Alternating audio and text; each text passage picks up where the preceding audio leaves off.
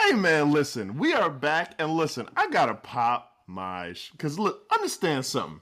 Understand something. I was itching for this day. I was itching for week 1 because I knew Cats was down on my Pats, but my defense is crazy. Our defense is legit, and we going all the way with that defense. Not this year, but we could compete with just about anybody with that defense. Don't you think, Maul? Tell me what you think.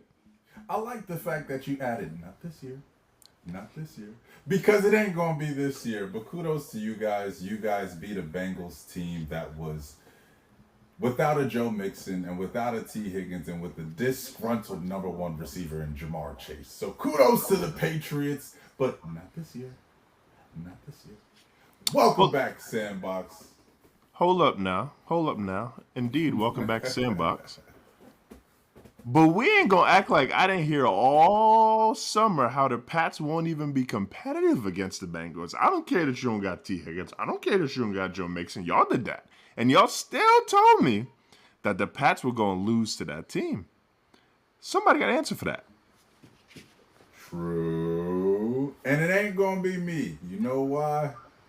Because we ain't worried about the Pats at all this season, man. There's two other divisional opponents who are worth talking about, and definitely to consider in the playoffs. And the Pats, can we say it again? Not this time. Not this time. Hey man, you gonna hate anyway, so we good with that. That's alright. And just to let y'all know, welcome back. And we are recording prior to the Jets versus the 49ers game. And just got breaking news prior to the pod that Christian McCaffrey won't be playing. So I'm really interested to see how this week is going to play out given that. Yeah, we kind of hope C Mac gets healthy, right? We kind of hope for stuff like that. We're wishing positivity on every single NFL player. But y'all know what time it is, man. It's Monday Night Football, man. They gave us the lights for a reason, man. And you see who I'm rocking with. A-Rod and them Jets, baby. So Monday Night Football, let's get it. A-Rod and them bets, which I'm betting against the Jets today because that boy C-Mac is gone, but they re-signed Ayuk. They re-signed Trent. You still got Debo. You still got... How you faring for all these guys, man? Look, the Jets are still fixing to lose tonight. I want to make sure that y'all check in with us on Thursday when this app drops. Yeah, man, tune in because Chris is going to have another hot take for y'all that he was mistaken this time around. Go Gang Green, baby. Let's get it, Jets. Go Gang Green. But listen up, man. Listen up.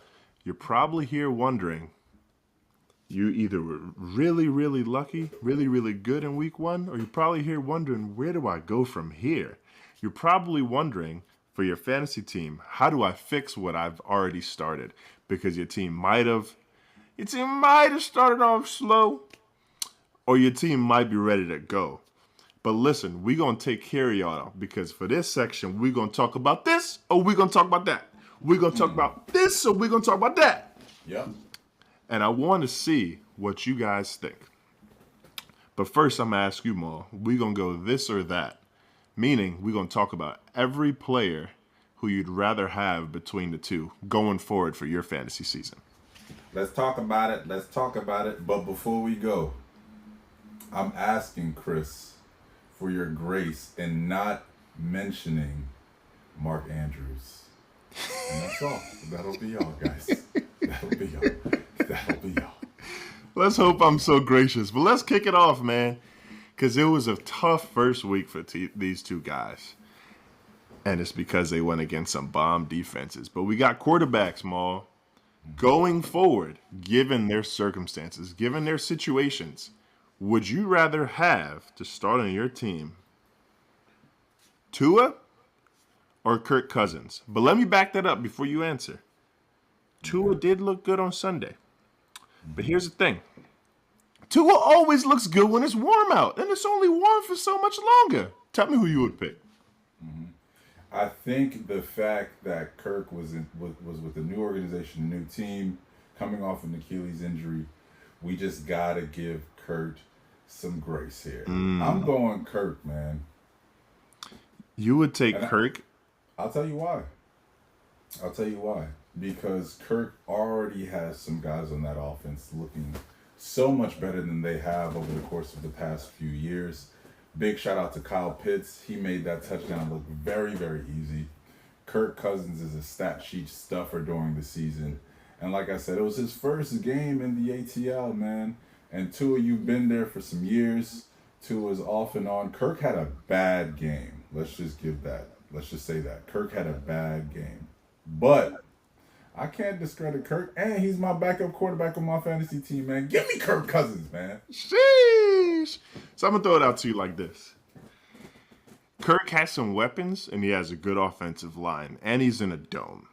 Given all of that, there's no weather conditions. But the thing is, Kirk looked old on Sunday, bro. Kirk looked old,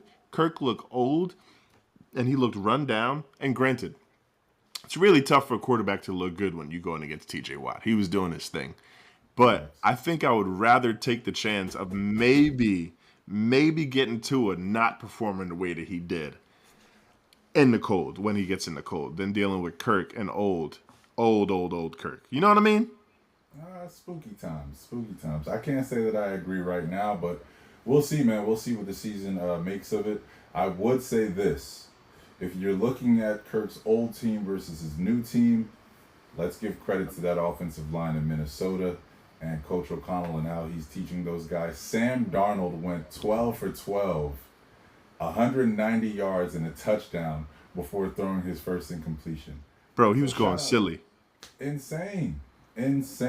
Now, if Kirk had that offensive line still, would that be the case? Who knows?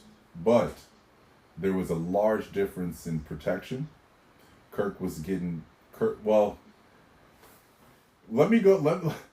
for all the people who heard me last week, we're talking about this game. Let me say this. This does not turn me into a Mike Tomlin believer. This does not. If you guys want me to say that this week, go watch another show, because this does not turn me into a Mike Tomlin believer. Did the NFC North do bad this week? Was the Steelers the only team in the NFC North to win? Yes. But this does not turn me into a Mike Tomlin believer. The protection was haywire. TJ Watt, as we said, is TJ Watt. Kudos. But let's continue on and let's see how it goes week 2, week 3, week 4, so on and so forth. Kirk had a bad week. New regime. Depleted offensive line. This ain't changing shit about my opinion with the Steelers. I respect the big dog. I respect it. But let's go on to the next players. And this one's a little bit tough for me because the outlook for these guys were vastly different. But, man, this was a tough week for fantasy, man. There's just a lot of guys that didn't perform, and I got to call out these two guys, mainly because one of them was on my squad. Tell me, Maul, who would you rather have today going forward? Travis Etienne or Derrick Henry? I like this one, actually, because they both had a very similar week. I think that Doug Peterson tried too much this week in the offense. And I think Todd Monken just doesn't know how to do anything else outside of play around Lamar. So, give me Travis Etienne, man. I think that they're going to find ways to orchestrate putting him in that offense more. Trevor Lawrence was moving the ball. He did very, very well. And I think I'm just going to have to go with that young Jaguars offense right now. Give me Travis Etienne, man. Man, see, here's the thing. I hate to just agree, but when you're right, you're right. Because here's my issue, man. Here's my issue. When it comes to fantasy, my mentality remains the same. You can't pick the aging star. It's tough to pick the aging star because the reality of the situation is you can't get any younger and you're not going to coach for younger. Not to mention that offense as a whole with Monken looked rough to watch. It looked pretty rough to watch. And my thing is, with Etienne, if you really watch that game, there was one 20-yard run that he had that he got the ball punched out on the 1-yard line. If that didn't happen, Etienne would have ended that game with at least 20 points, and that would have been a great week for your RB1. So I'm still holding out for ETN, but I don't really know what the future looks like for Derrick Henry. I don't know, man. It's not as bright. I mean, it doesn't have many more years tied to it with consideration of Derrick Henry's future. It's kind of like the Ravens' last chance, last ditch effort to kind of get over the hump. And they showed this week that the one team that they needed to surpass, they could not do it. And what I've realized about the Ravens offense is that it is very, very, very difficult to build a team around last year's MVP and to work that offense to where everybody's incorporated and everybody's contributing. On top of that, you get rid of your best two offensive linemen to protect the last year MVP. You add Derrick Henry with no protection, and you move Mark Andrews to where he's primarily playing left or right tackle.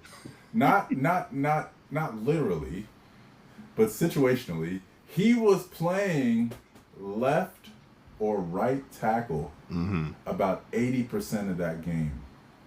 The shit ain't gonna work. It's not gonna work. And unfortunately, the Ravens are not going to win a Super Bowl like this. That's just my take. That's for sure, man. That's for sure. I mean, truthfully, I remember during that game we were chatting quite a bit, and I was like, man, the issue with the Ravens right now is not that they don't have the talent, but the offense just looks so uncreative. I mean, Lamar was passing. He had a passing attempt rating typical of under 5 yards during that game. I'm like, okay, that's not even to say that you have to throw the ball deep to be good, but like, bro, like you got to throw the ball past the line of scrimmage to be good. So I don't know. I don't know what that means for Derrick Henry necessarily, because he's not a big pass catcher in that offense, but I know it means that I'm glad I didn't take him. I would say that there are some dark horses in that offense that you might want to think about taking now. Obviously, Isaiah Likely is one of them.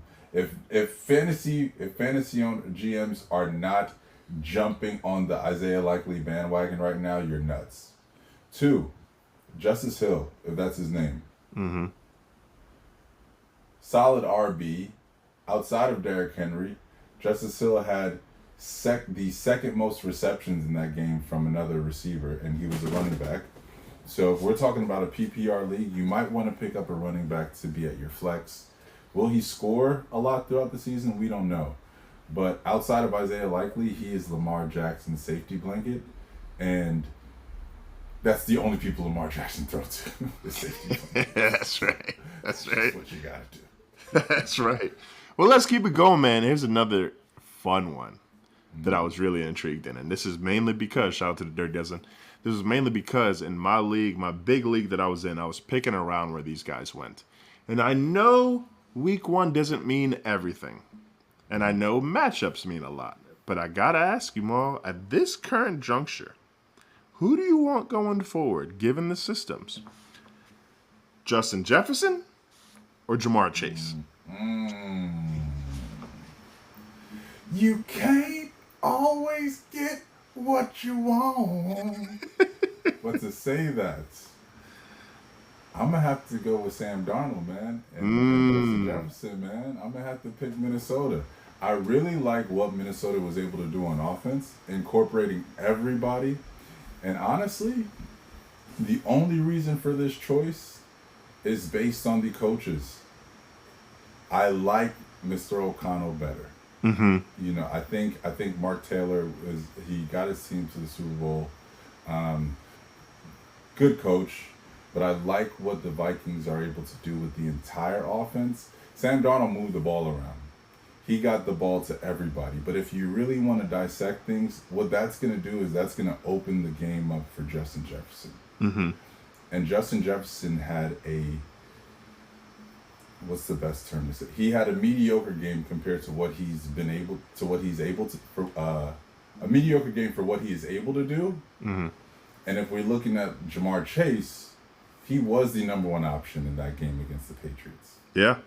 He ended the game with 5 receptions and 50 yards, or 6 receptions and 60 yards, 62, 65 yards or so.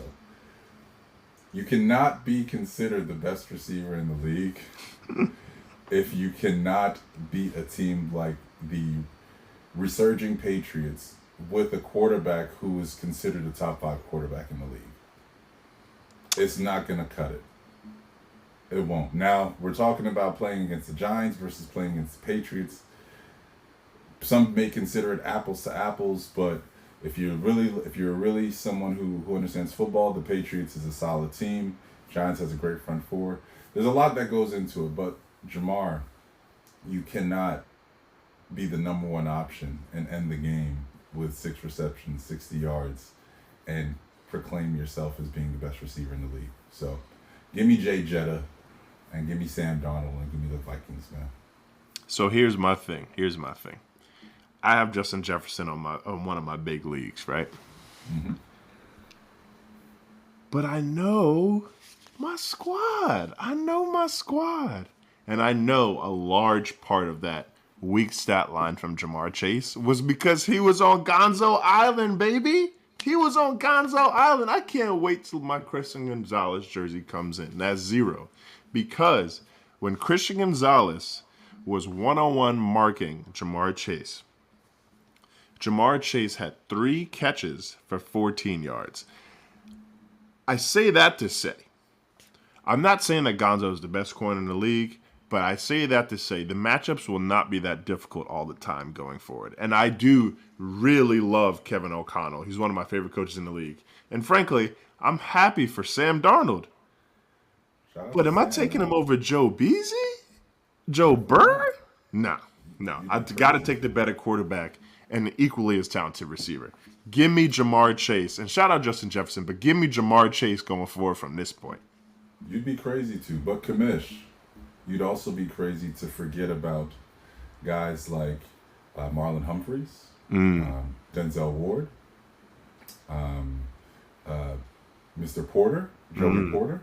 You'd be crazy to consider these guys that are in that division and just not consider the fact that Ja'Marr Chase has to deal with these guys twice a year. That's just what it is. But, I guess to each his own. Joe Burrow is the better quarterback, and I definitely won't discredit that. I don't know. I just think Ja'Marr Chase, his road to glory is a bit tougher than Justin Jefferson's is. Yeah, I'll be honest with you. I did consider those corners, and I considered that Ja'Marr has been baptized in those corners the past couple of years. But real deal. It's yet to be seen, right? Right. Lastly, for this or that, and this one is a special one in my heart because we talking about the tight ends, and that is because we came into this year with so many veteran tight ends that were good for fantasy, and so many young guys that are promising. And I'll be honest, all around, it was a rough week for tight ends. Mm-hmm. But I got to ask you, at this point. I don't know where you're going with this. Do you want Kelsey? Or do you want Mark? Yo, honestly, it's not even a discredit to Mark, but Lamar Jackson is he's not. We're talking about Lamar Jackson, the MVP, who got 900 rushing yards, 3,500 passing yards, and then we're talking about arguably one of the guys who are going to be considered, and I'm not even talking about tight ends here. We're talking about one of the guys who are going to be considered best players to ever touch a football. If I want to consider the two, I'm definitely going with Travis Kelce. You got Lamar Jackson throwing Mark Andrews, and then you got Pat Mahomes throwing Travis Kelce the ball. Now did Noah Gray, I think that's his first name, Noah Gray. Solid game. It looks like he's probably taking the crown, or he's probably a bit more agile right now at his age to be a help to Pat Mahomes. But Travis Kelce also had a solid game. And if we're considering solid game, I just have to say that it was just better than Mark Andrews. It was just I think Travis Kelce ended the game with 3 receptions, 30-something yards. But then when we're looking at Mark Andrews, he ended the game with like 2 receptions, 15 yards or something. It was bad. It was just all bad. And I got to go with Travis Kelce. Yeah, see, my thing is this. When I consider the two situations, I generally am trying to think like, do I want the better quarterback? Or do I want the more opportunities for targets?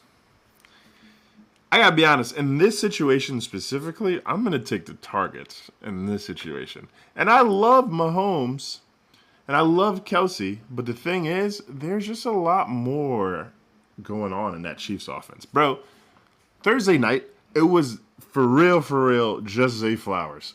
And like the occasional Isaiah Likely, not the occasional, Isaiah Likely was doing his thing. The occasional Isaiah Likely and the occasional Rashad Bateman. Bro, it was just them. You have to think with a guy like Mark Andrews on the roster that that's not going to persist. You got to think that's not going to persist. Whereas if you look at that Chiefs offense, Kelsey wasn't a big part of it, and that offense was moving up and down the field against one of the best defenses in the league. I got to go with my boy Mark. This deserves like a meme, like one of those. I think there was a Drake meme where he was just like in the backseat laughing. Yeah. That shit is crazy. What? You dealt with him. Listen. Let me tell you this about Mark Andrews and that Ravens offense. That Ravens offense is just probably the most clueless offense in the league. Just because they have to dedicate their offense to working around Lamar Jackson. Lamar Jackson is not a good thrower of the football. Lamar Jackson, most notably, in my opinion, posted the blame at that loss towards Rashad Bateman. Like, Interesting. Hot take. Like, when Lamar Jackson ended it, he didn't. I think there's like DMs of like him. I don't know if it's AI or what, but let's just go back to the post-game press conference when he was asking about the missed throw to Zay Flowers. He was talking about what he thought Rashad Bateman would do in the attempt of coming. There was a linebacker. There was a lot. It was, I think it was one of their last three plays of the game where it looked like he missed Zay Flowers. And then he came out and said, if you guys realized, I wasn't even going after Zay. He was wide open. I only saw him late. I was going after Rashad Bateman thinking he would stop because he was going against a linebacker. Dude, first and foremost, hold yourself accountable for missing a ton of throws that game. That's right. Hold yourself accountable for that. Second, if you know you're in a 2-minute offense and you're holding on to the ball with 9 seconds left and you're throwing the ball with 3 seconds left, you got 9 seconds on the clock and you're letting go of that ball with like 3 seconds. Dude, either the offense is bad or you're just a piss poor decision maker. Like you're scrambling through the pot. There's 2 plays this past week that really irked my nerves.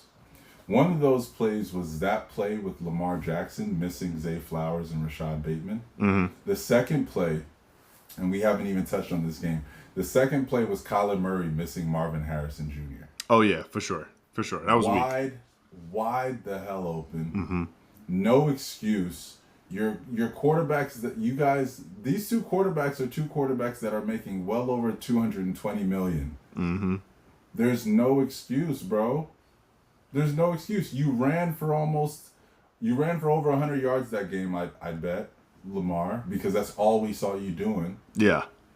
And you decide to wait until the last minute or the last few seconds to hold the ball as long as you have and to throw it at the damn field goal post. Because that's where it went. It went straight through the uprights. Nah, Lamar, you got to tighten up, bro. Yeah. I like Lamar Jackson, but you can't you can't post blame at your receivers. And you have guys who are Pro Bowl guys. Mark Andrews, who's a Pro Bowler. He got the ball twice, and that's not on Monken. That's on you not trusting your offensive line, Lamar. That's what it is. Yeah, man. We got a lot of talent at the quarterback position, and we're blessed in that. But we got to shake back, guys. We really, really do. But one thing that I can't help but point out is if you listened to us last week, we got you some dollars. We Cash got out. you some dollars in our bets. And just like we promised before, we are going to come back and bring you another one. Lock this in. You go first, Hmm. Small. Tell them what they can lock in to win some money. First and foremost, I hope y'all thanking us on the other end because Yup. we definitely helped y'all cash out. But you want another bet from Maul? You want another bet from Maul? They You gotta do. go with the gang green this week, baby. We Cheese. playing against Tennessee Titans, man, and the money line is us minus 4.5 points. Who do you think we rocking with? The Jets are covering, guys. The Yeah. Jets are covering. Shout out to the Jets. We don't know what's going on out there in Tennessee. Will Levis was on his knees doing this like he was about to get arrested this weekend. So why not again against the best defense in the league? The Jets are covering. We're winning that game by 10 plus. And you know Ooh. what else? Let's add a parlay to that. Is Brees going to score a touchdown? Of course. You better bet it. Ooh. Second, is Garrett Wilson going to have plus 100 yards? Garrett Wilson is going to end up as one of the top 10 receivers in the league by the end of the year. So give him 100 plus with a touchdown to add. Why not? Damn. Jump on that parlay, man. If you don't know, now you know. Hey, listen. I know that sound crazy, but y'all got to understand, man. We won you the money before. We could do it again. Big Brad. And you know how we rocking. We going Pats to beat Seattle. Because listen, I started off this year thinking I'm finna take the Pats every game one by one so that cats could realize how much I mean business. Give me the Pats beating Seattle. And also that boy Ramondre Stevenson going for not one, but 2 touchdowns, man. Because you know that's how we rock when we play defense and we run the ball. Big Pats energy this week, man. And y'all gonna recognize what my squad is about and what Coach Gerard is about, too. Spicy. So y'all not doing running back by committee this year. Y'all just Ramondre's the guy. Hey, you want to pick your poison? You go ahead. You could get Antonio Gibson. I just know that when it get down there, you got to give it to your dog. And I like Gibson, but Ramondre's a dog, baby. I'm getting a jersey of his too, man. I'm about to place this bet, win that money, and get his jersey. Straight up. You feel me? Hey, look, y'all need to lock it in. Y'all need to lock it in, man. And we're trying to get you the money while you still can. Yesterday's price is not today's price, so get it while it's hot. Yesterday's price is not today's price. Hey, bet those parlays on any betting app you want because you're gonna cash out, man. Big shout out to cashing out. Big shout out to Big Bread. And if you want more, check in next week. Check in next week. It's your boys from the Sandbox Sports Podcast, bringing you all that you need to know for your fantasy and betting needs. We appreciate y'all tapping in and keep following because we're going to keep bringing you some more heat. Yes, sir. Love y'all, man. Tap in with us. We'll see y'all next week. Maul and Chris out. Bow.